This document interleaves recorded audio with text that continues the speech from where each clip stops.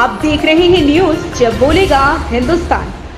शिक्षिका ने किया शिक्षक का मानसिक एवं आर्थिक शोषण, शादी का झांसा देकर ठगे 8 लाख।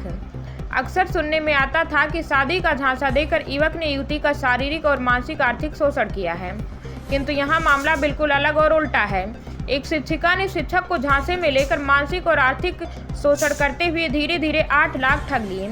पूरा मामला उत्तर प्रदेश के जनपद सीतापुर जिले के पिसावा थाना क्षेत्र का बताया जा रहा है, जहां एक पीड़ित शिक्षक द्वारा अधिकारियों को भेजे गए प्रार्थना पत्र में कहा है कि एक शिक्षिका जो पहले खंड विकास मछरेटा में तैनात थी और वह धीरे धीरे शिक्षक के संपर्क में आ गई।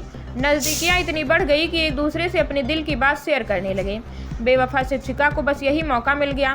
भरोसे का फायदा उठाते हुए शिक्षक से कहा कि अब हम इतने नज़दीक आ गए हैं, क्यों ना शादी कर लें। यही नहीं, शिक्षिका ने शिक्षक पर प्रेम का ऐसा जाल फेंका, शिक्षक की पत्नी का तलाक कर दिया। आरोप है कि शिक्षिका ने शिक्षक को प्रेम जाल में फंसाकर शादी का झांसा देकर धीरे धीरे लगभग 8 लाख रुपए ठग लिए। मकान बनाने के नाम पर भी 3 लाख लिए। पीड़ित शिक्षक का आरोप है कि यह इश्क का खेल लगभग 8 वर्षों तक चलता रहा। जब समय अधिक बीत गया तो शिक्षक ने शिक्षिका से शादी करने की बात कही। अब शिक्षिका अपने वादे से मुकर गई और कहा कि हम शादी नहीं कर सकते, कुछ घर की प्रॉब्लम है।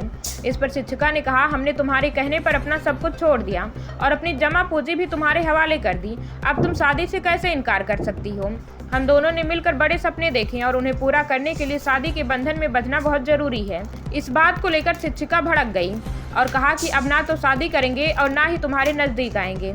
इस बात को लेकर जब शिक्षक ने कहा कि यदि शादी नहीं करना था तो मेरा तलाक क्यों करवाया और मुझसे पैसे क्यों लिए और अपना घर मेरे पैसों से क्यों बनवाया, अब मुझे मेरे पैसे वापस कर दो। इतना सुनते ही शिक्षिका आग बबूला हो गई और कहा कि मुझसे अब दूर रहो, तुमसे कोई रिश्ता नहीं।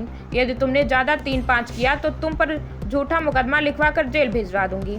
सारी फेकड़ी और अय्यासी निकल जाएगी, फिर जेल में ही पैसे लेते रहना, वहीं शादी करना। इतना सुनते ही शिक्षक के पैरों तले से जमीन खिसक गई।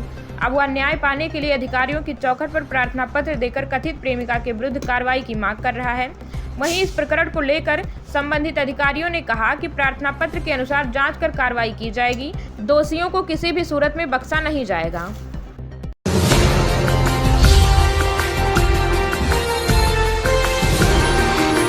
आप देख रहे हैं न्यूज जब बोलेगा हिंदुस्तान।